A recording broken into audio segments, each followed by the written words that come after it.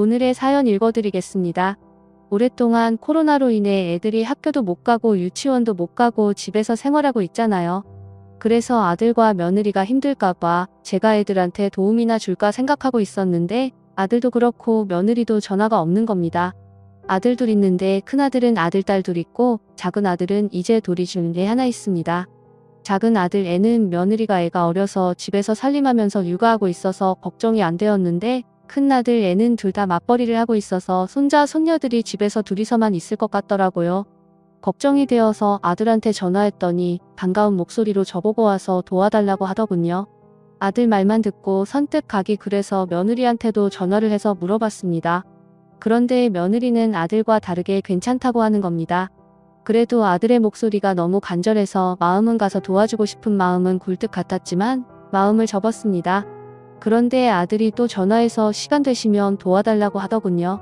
아들은 애들만 집에 두니까 걱정이 되어서 일이 손에 안 잡힌다고 와달라고 했어요. 아무리 내 아들이 그렇게 말해도 제 마음대로 갈 수가 없어서 또 며느리한테 전화했더니 이번에도 며느리는 괜찮다고 오시지 말라고 하더군요. 며느리는 제가 가는 것이 부담이 되는가 보다 하고 마음은 접고 집에 애들만 있어서 걱정도 되고 해서 손자 폰으로 전화를 해보니까 아직 초등학교 3학년밖에 안 된 큰애가 유치원 다니는 동생 6살짜리 여동생에게 밥을 먹이고 있다고 하더군요. 손자 말로는 엄마가 차려놓은 밥 같이 먹으라고 해서 컵라면을 먹고 있다고 하는데 이건 아니다 싶어 그냥 아들네 집에 갔습니다. 사실 연락을 안 하고 간 적은 한 번도 없었지만 이번엔 제 마음 가는 대로 하고 갔습니다. 집 안에 들어서는데 할 말이 없었습니다. 신발은 죄다 다 나와 있고 빨래는 산뜻 위에 청소기는 언제 밀었는지 모를 정도로 먼지가 굴러다니고 거실이라고 말하기 뭐할 정도로 여기저기 입던 옷으로 뒤덮여 있었습니다. 일단 애들 밥을 제대로 먹이고 청소를 시작했어요. 며느리 퇴근해서 오기 전에 서둘러 청소하고 갈까 했는데 손주들 말을 들어보니 며느리가 일하고 운동도 하고 온다고 하더군요. 솔직히 이러면 안 되는데 집이 이 모양인데 운동까지 하고 온다는 말을 듣고 나니 이건 아니다 싶더라고요. 저는 코로나 때문에 애들이 집에 있게 되면서 집이 이렇게 된 줄 알았더니 애들 말로는 엄마가 언젠가부터 힘들다고 하면서 치우지 않았다고 하는 겁니다.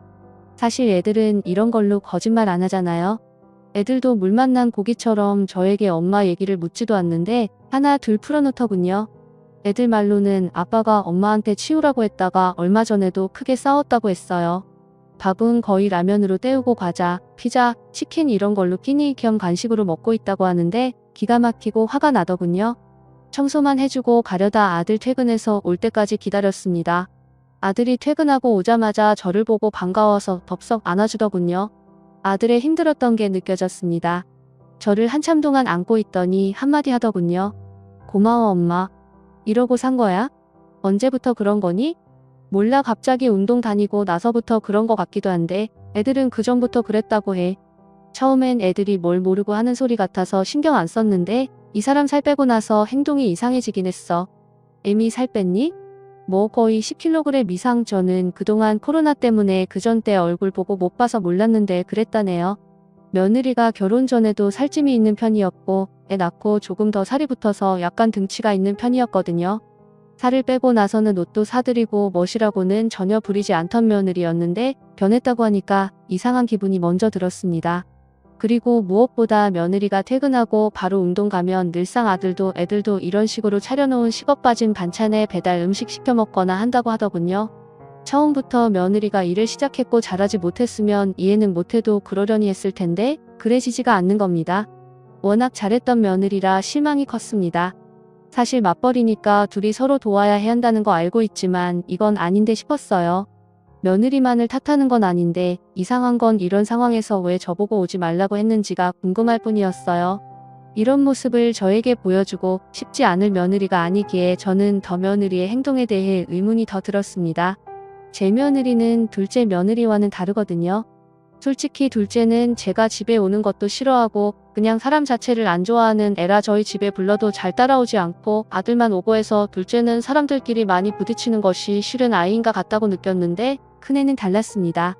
먼저 다가와줬고 노력하고 뭐든지 솔선수범해서 집안을 이끌었어요. 성격도 워낙 좋고 밝아서 며느리가 저희 집에 오면 뭘 할까요? 같이 있는 것만으로도 좋았다고 해야 할까요? 그런 사람 있잖아요. 에너지가 넘치고 주변 사람들을 즐겁게 만드는 재주가 있는 사람. 꼭 저희 며느리가 그랬습니다. 집안에 남자들만 있고 다들 조용해서 늘 저 혼자 시간을 가지고 살았는데 큰 며느리가 들어오면서 많은 것이 바뀌었거든요. 잘 따라주지 않던 이 시집안 남자들이 우리 며느리가 들어오고 나선 말들을 너무 잘 듣더군요. 그래서 여행도 자주 다니고 맛있는 음식도 집에서 해먹고 여하튼 여행은 진짜 많이 다닌 것 같습니다. 외국 여행도 남편과 둘이서 가면 힘들고 재미없어서 안 가려고 하니까 며느리가 나서서 같이 가줘서 아주 즐겁게 보내고 온 적도 많았거든요. 그리고 굉장히 깔끔한 성격이라 제가 손이 안 가는 아이였어요. 결혼하고 임신도 2년 계획한 후 아들, 딸 낳고 걱정이라고는 없는 큰 애들이었습니다. 뭐든지 알아서 잘해줘서 덕분에 편해지기도 했거든요. 신경을 끊임없이 쓰게 만드는 애는 작은 애였지 큰 애는 저에게 보물과도 같은 존재였어요. 작은 애는 뭐만 하면 아파서 병원에 누워 있었어요. 임신해서 애 낳을 때까지도 정말 병원을 들락날락했어요. 비교를 안 할래야 안 할 수 없을 정도로 둘이 많이 달랐어요. 큰 애는 장녀로 자라서 그런지 책임감도 있고 의존하는 것이 없는데 작은 애는 막내로 자라서 그런지 어리광도 심하고 뭐만 시키면 못한다고가 입에 붙어있고 손이 여러 번 가는 애라서 힘이 들거든요. 이래서 비교를 안 할래야 안 할 수가 없더라고요. 작년까지만 해도 그렇게 살았던 며느리가 이런 생활을 하고 있다는 게 믿어지지 않는 겁니다. 일을 하면서도 깔끔한 성격이라 잠을 쪼개서라도 청소를 하는 애이고 애들 챙기는 것도 정말 부지런해서 아침도 꼭 먹이더군요. 제 아들은 어려서부터 제가 시켜서 알아서 챙겨 먹는 것이 습관이 되어서 혼자서도 잘하는데 애들 챙기는 것은 잘 못해서 늘 도와가며 살라고 말하면 며느리는 늘 제 앞에서 아들 자랑을 하면서 잘해준다고 걱정하지 말라고 했던 애미였습니다. 이랬던 애였는데 집안의 모습만 봐도 분명 며느리에게 무언가 큰일이 일어나고 있음을 알겠더군요. 일단 아들에게 어느 정도 상황을 듣고 저는 아들 집에서 나왔습니다. 주차장에서 시동을 걸어놓고 한참을 멍하니 생각에 잠겨 앉아 있는데 멀리서 며느리로 보이는 애가 차에서 내리더군요. 그런데 정말 몰라보게 살을 빼서 긴가민가 했네요. 얼굴은 알아보겠는데 뒷모습을 보면 누군지 정말 모를 정도였어요. 며느리는 차에서 내려 차가 가는 것을 한참 동안 바라보고 서 있더니 전화를 하더군요. 그런데 정말 지금까지 못 봤던 모습의 표정이었습니다. 누가 보면 연애라도 하는 사람처럼 밝아 보였습니다. 저는 내심 우울증 이런 거 아니면 갱년기 그것도 아니면 요즘 코로나로 집에 애들만 있으니까 힘들어서 건강 생각해서 운동도 다니고 하나 여러 방면으로 좋은 쪽으로 생각을 해보고 있었는데 제 걱정과 달리 표정이 너무 밝아서 괜히 살짝 화가 올라왔어요. 이런 게 시어머니인가 싶었지만 팔은 정말 안을 어급히더군요. 아들하고 손자, 손녀가 힘들어하고 있는 모습이 떠올라서 그랬기도 했어요. 저는 차에서 내려 며느리에게 달려가 얘기 좀 하고 싶어서 내리려고 하는데 며느리가 다시 뒤돌아서 길가로 나가더군요. 그러더니 어떤 차에 올라타더군요. 서둘러 시동을 걸어 뒤쫓아갔습니다. 차는 달리고 달리더니 외곽으로 빠지는 겁니다. 설마 했는데 차가 모텔로 들어가더군요. 핸들을 잡고 있는 제 손이 벌벌 떨렸습니다. 뒤따라 들어가 현장을 잡아야 하나, 경찰에 신고를 해야 하나 많은 생각을 하다 이런 식으로는 안 될 것 같다 일단 기다리고 있었습니다. 1시간이 채 되지 않아 들어가기 전에 모습과 전혀 다르게 씻고 나왔는지 젖은 머리와 옷도 운동복으로 갈아입었더군요. 제가 뭘 보고 있나 싶었습니다. 제 차 블랙박스에 그대로 다 찍히고 있다는 걸 모르고 있는 며느리는 그놈과 갑자기 바짝 들러붙어서는 입맞춤을 하더군요. 저는 이대로는 참을 수가 없어서 차에서 내릴까 하다 혼자서는 안 될 것 같아 다음 기회를 노리기로 하고 계획을 바꿨습니다. 서둘러 아들에게 전화를 해서 며느리에 대해 물어보니 오늘 회식이 있어서 운동 갔다가 가니까 많이 늦는다고 전화가 왔다고 하더군요. 그래서 저는 일단 아들에게 말하지 않고 며느리에게 전화를 했습니다. 늦은 시간 제 전화니까 받을 거라 생각했는데 확인만 하고 전화를 가방에 넣더군요. 또 한 번 전화를 했지만 받지 않았어요. 둘은 그곳을 빠져나가더니 며느리를 집 앞에 내려주고 가더군요. 남자애는 며느리보다 훨씬 어려 보였어요.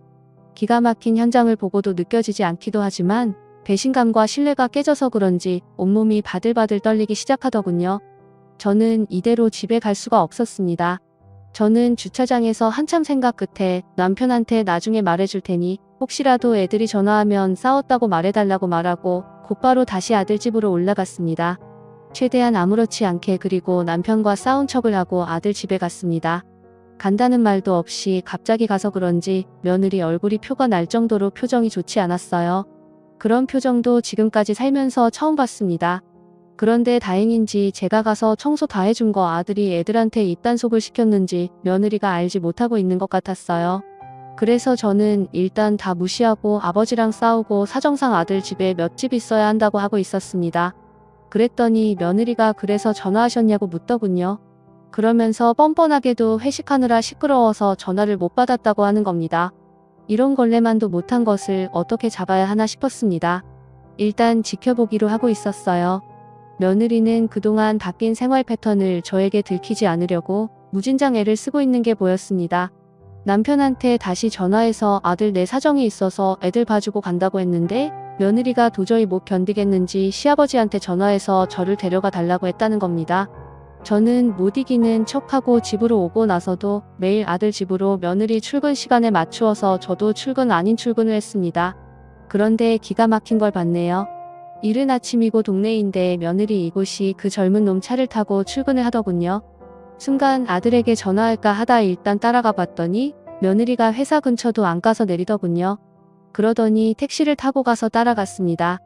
회사에 들어가는 것을 보고 차를 돌리는데 그 젊은 놈이 며느리 회사로 들어가는 겁니다. 그때 정리가 되더군요. 비밀사내 연애를 하고 있구나 싶더군요. 저는 며느리 회사 근처의 식당에서 이른 점심밥을 먹고 차에서 며느리가 퇴근하기를 기다리고 있었습니다. 점심때가 되자 며느리가 나오더니 갑자기 택시를 타고 어딘가로 가더군요. 뒤따라가 보니 곧바로 그놈이 차를 끌고 왔더군요. 그러더니 어딘가로 향하더군요. 뒤따라갔더니 세상이 대낮에 그곳을 가더군요. 몹쓸 인간들이 밥은 안 처먹고 그곳을 가는 걸 보고 바람은 밤에만 피는 것이 아니구나 싶었습니다. 그때와는 다르게 짧은 점심시간이라 그런지 오래 있지 않고 나오더군요. 저는 이 모든 걸 다 찍어두었습니다. 뒤따라 회사로 갈까 하다 더 이상 증거가 필요하겠나 싶어 바로 차를 돌려 아들 집으로 가서 아들 퇴근 시간을 기다리고 있었습니다. 그리고 손주들한테 제가 가고 난 후 며느리가 또 늦게 들어온다는 소리를 들었습니다. 혼자서 많은 고민을 하다 아들이 밥 먹고 난 후 애들 재우고 그런 다음 이 모든 것을 다 보여주었습니다. 아들은 고함을 지르고 화해에 못 이겨 난리를 치려 하더군요. 흥분한 아들을 잡고 얘기를 했습니다. 신중하게 행동하라 당부하고 앞으로 어떻게 할지 정리를 하라고 했습니다. 저는 아들에게 욱하지 말고 지혜롭게 해결하라고 신신당부를 하고 집으로 왔습니다. 아들도 생각을 했는지 이대로 쉽게 끝나는 걸로 안 되겠는지 더한 증거와 창피를 주고 싶다고 하더군요. 그래서 며느리가 다시 움직일 때까지 기다렸습니다. 저희의 바람대로 며느리는 며칠 후 아들한테 낮에 전화해서 친구들과 친구 아버지 상당한 곳을 다녀와야 하는데 지방이라 외박을 해야 한다고 했다고 하더군요. 저는 아들에게 전화를 받고 서둘러 며느리 퇴근 시간 되기 전 먼저 가 있었습니다. 퇴근 시간이 되자 며느리는 어김없이 택시를 타고 먼저 가고 한참 후 그놈이 왔어요. 저는 아들과 남편 그리고 사돈에게 전화를 해서 목적지를 알려주고 와달라고 했어요. 아들은 모든 것을 알고 있지만 제 남편과 사돈들은 이유도 모르고 출발을 했습니다. 며느리 때문에 가끔 사돈끼리도 놀러가기도 했고 바람새로도 같이 다니는 사이라 그런지 묻지도 않고 출발했다고 문자가 오더군요. 사돈에게는 며느리에게 비밀이니 얘기하지 말아달라고 부탁을 해서 좋은 일인 줄만 알고 있었습니다. 한참을 달리더니 며느리를 태운 차는 또 그곳이었습니다. 저는 떨리는 몸을 진정하면서 아들과 사돈을 일단 기다리고 있었네요. 아들은 얼굴이 벌겋게 달아올라 있었고 안사돈은 좋은데 온 줄 알고 신이 나 있더군요. 그런데 바깥 사돈이 제 아들을 보고 뭔가 심상치 않은 일이 있음을 그때 눈치챘습니다. 남편도 그제서야 뭔가 이상하다는 걸 눈치채더군요. 모텔 안으로 들어가 방금 전 들어간 며느리 방을 물어봤지만 알려주지 않았고 저는 경찰서에 전화해서 현장을 잡겠다고 하니 모텔 주인은 시끄러운 거 싫다면서 방번호를 알려주더군요. 정말 더럽고 치욕스러운 일을 다 겪는 것 같았습니다. 이 기분 그대로 며느리에게 돌려줄 생각이었습니다. 안사돈이 그때 제대로 눈치채고 밖에서 있겠다고 하더군요. 안 가려는 거 억지로 끌고 갔어요. 배를 눌렀더니 아무 의심 없이 바로 문을 열어주더군요. 둘 다 씻었는지 젊은 놈이 수건 한 장 걸친 모습을 하고 저희를 보자마자 놀라더군요. 며느리는 침대에 누워 누구냐고 묻더군요. 아직도 그때를 생각하면 기가 막힙니다. 저희는 그놈을 끌고 문을 닫고 들어갔어요. 저희를 본 며느리는 기겁하고 이불을 뒤집어 쓰더군요. 박가사돈이 한 걸음에 달려가 며느리 뺨이며 몸을 사정없이 쳤습니다. 그러더니 그놈을 후려치더군요. 겁에 질린 그놈이 무릎을 꿇고 비는데 이미 흥분한 박가사돈을 말릴 수 있는 사람은 없었어요. 사돈이 워낙 풍채도 좋으시고 누가 봐도 한 덩치에서 쉽게 다가가지 못하는 모습이라 한 주먹도 안 돼 보이는 놈이 겁을 먹고 빌더군요. 그 순간 아들도 나서서 며느리를 치려는 거 제가 잡았습니다. 이혼하는데 괜히 폭행 어쩌고 하면 이혼하는데 걸림돌이 될 것 같아 말렸어요. 며느리 이것과 그놈 사돈들한테 얻어 터지고 있는 거 확인하고 남편과 아들 데리고 나왔네요. 안사돈도 못 볼 걸 보고 나서는 저한테 어쩔 줄 몰라 하면서 자기 딸 잡더군요. 그냥 이대로 갈까 하다 밖에서 기다리고 있는데 두연놈들 사돈한테 얼마나 얻어 터졌는지 코피에 얼굴은 팅팅 부었더군요. 사돈들은 저에게 빌고 또 빌더군요. 하지만 저는 그 사과 받아들이지 않고 법정에서 보자고 하고 왔습니다. 지금 아들은 이혼을 준비 중이고 손주들은 제가 데리고 있습니다. 살다가 참 별일을 겪어봤네요. 드라마에서나 봤지 제가 며느리 뒤따라간 곳이 그곳이라니 지금 생각만 해도 제가 어떤 정신으로 따라갔는지 기억이 나질 않네요. 마음 같아서는 반죽여 놓을 수도 있는데 제 손에 더러운 피 묻히고 싶지 않습니다. 아들도 놀라서 한참 힘들어했는데 이젠 애들을 위해 다시 마음을 다잡고 있는 것 같아 다행입니다. 아직도 며느리가 이해가 안 됩니다. 살 빼면서 내가 어떻게 돼버린 것인지 알 수가 없네요. 아들은 이혼 준비 중에 분한 마음이 풀리지 않는지 며느리 회사에 가서 그놈과 그동안 있었던 일을 다 알렸습니다. 뻔뻔하게 아무 일 없듯이 일을 다니고 있는 며느리를 보고 있자니 우라탕이 터졌던 모양이더라고요. 아들이 며느리 회사에 가서 한바탕 하고 나자 며느리도 더 이상 회사를 다닐 수도 없는지 그만뒀다고 들었습니다. 그동안 어렵게 쌓아놓은 회사에서의 모든 것을 한순간에 다 잃고 일을 그만뒀다고 들었어요. 그놈은 알고 보니 양다리를 걸치고 있었다고 하더군요. 회사도 당연히 그만뒀다고 들었습니다. 젊은 놈에 빠져 가정도 직장도 잃은 어리석은 며느리 사연을 올려봤네요. 코로나 때문에 정신적으로 힘든데 며느리까지 보태서 정말 지옥 같았습니다. 이젠 다 털어버리고 새롭게 시작하는 제 아들을 응원하고 있습니다. 저는 지금부터 조금은 충격적인 얘기를 해보려고 합니다. 저는 친정에서 거의 쫓겨나듯이 가방 하나 메고 나오면서 잘 살아버리라 각오와 함께 다짐을 하고 집을 나왔습니다. 친정 아버지와 엄마는 제 신랑을 많이 반대하셨습니다. 하필이면 친정 부모님께 신랑을 예기치 않게 소개를 해주게 되었을 때 백수였거든요. 부모님께 지금은 사정이 있어서 비록 쉬고 있지만 괜찮은 사람이라고 말씀을 드려도 제 얘긴 전혀 들으려 하지 않으시고 부모님은 되려 저에게 반대하는 백수놈과 결혼까지 한다면서 자식 없다고 생각한다고 하더군요. 아무리 제가 능력 없는 신랑을 만났지만 그땐 제가 어려서 그랬을까요?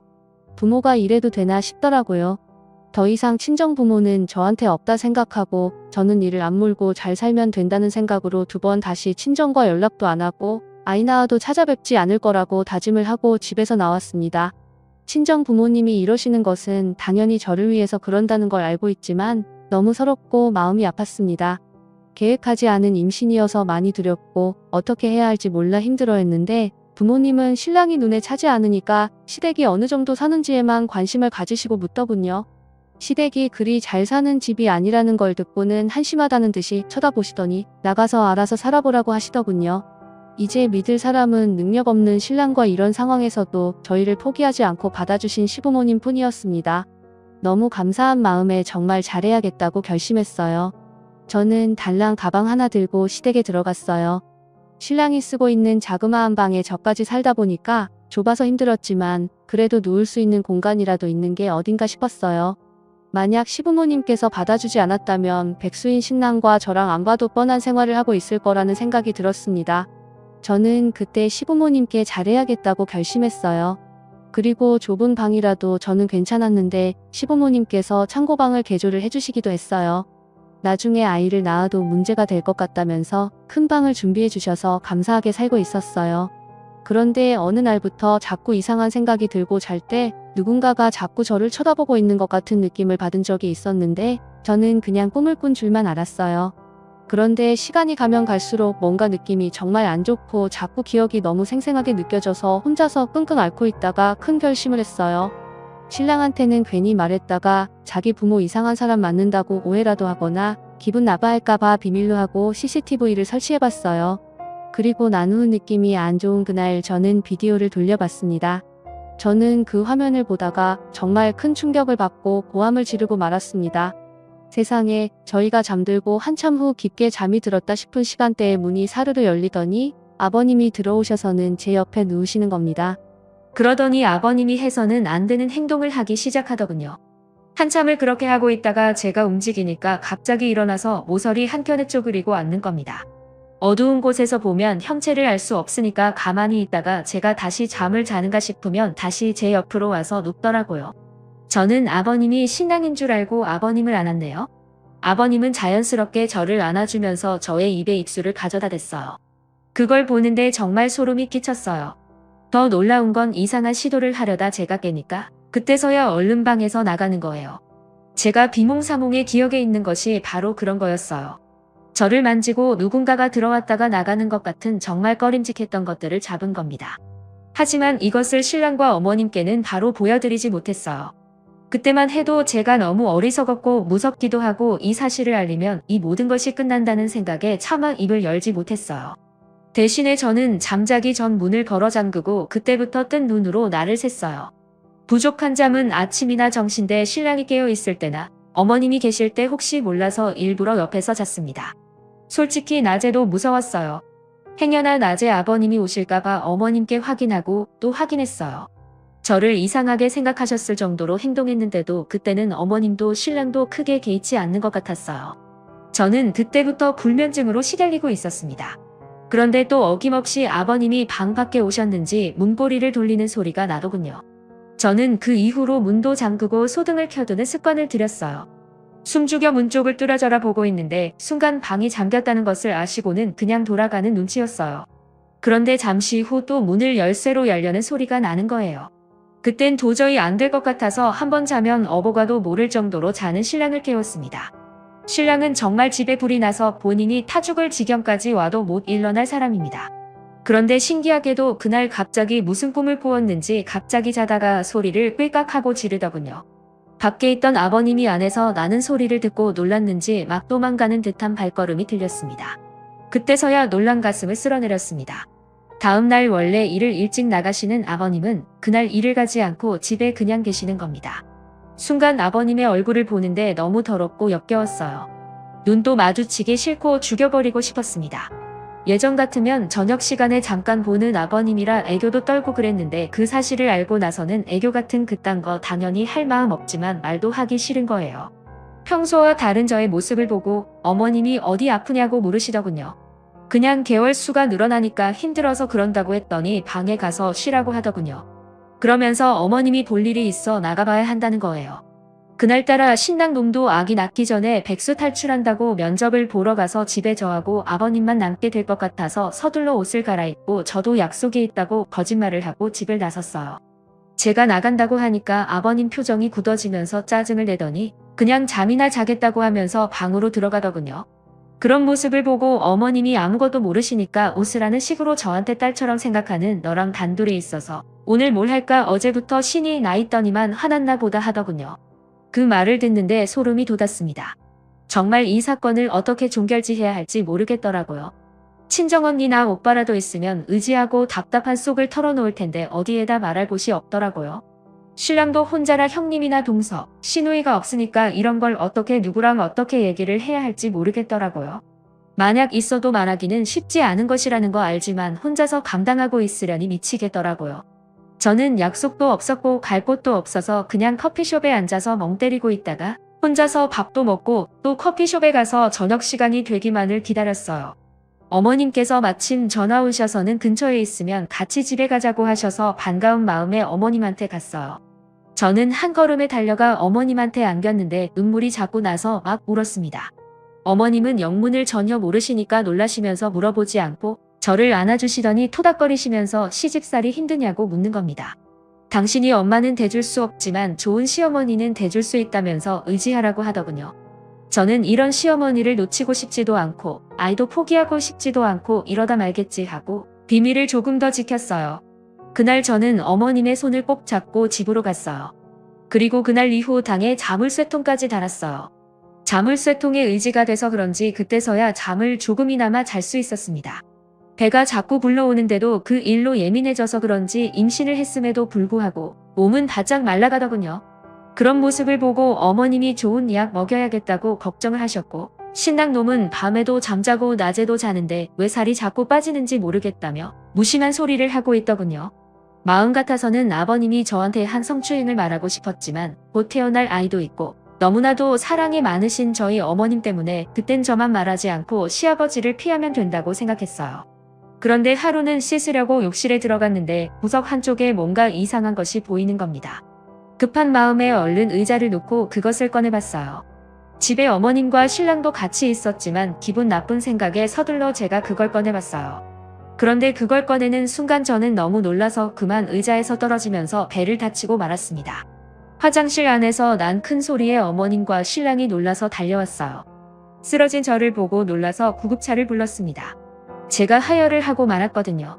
아픈 배를 움켜쥐고 있으면서 고통스러운 상황에서 저는 신랑한테 카메라를 내밀면서 너야?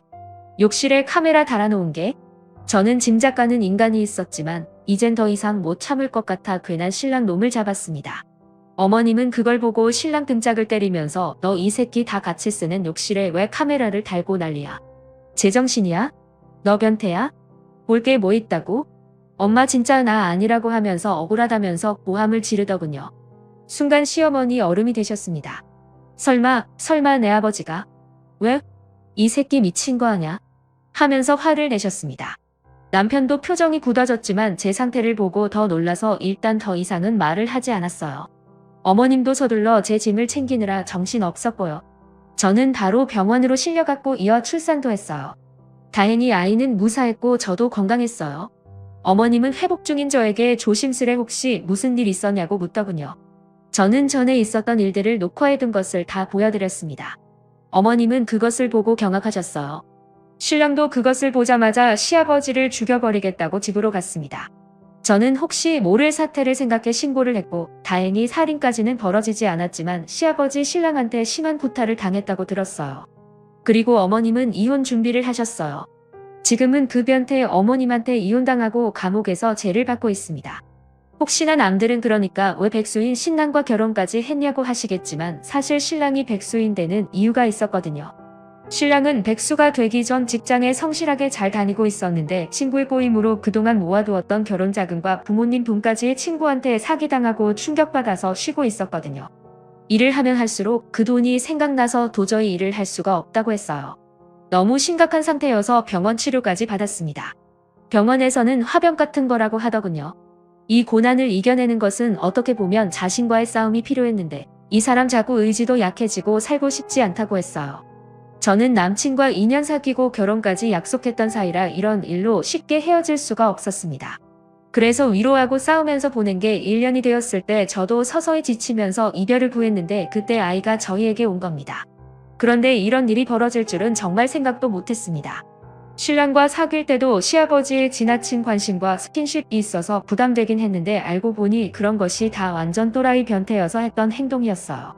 그런 변태한테 성희롱당한 거 생각하면 아직도 소름 돋습니다. 신랑은 자기 아버지를 죽여버릴 걸 그걸 못했다고 말을 하면서 저를 위로해주지만 전혀 위로 안 되더군요. 어머님도 신랑도 아무리 저에게 잘해줘도 제 상태가 자꾸 나빠져서 저는 지금 신랑과 헤어져야 하는지 고민 중입니다. 여러분들의 생각들은 어떠한지 의견 좀 보내주세요. 사연은 여기까지였고요. 구독과 좋아요, 알림 설정 부탁드리겠습니다.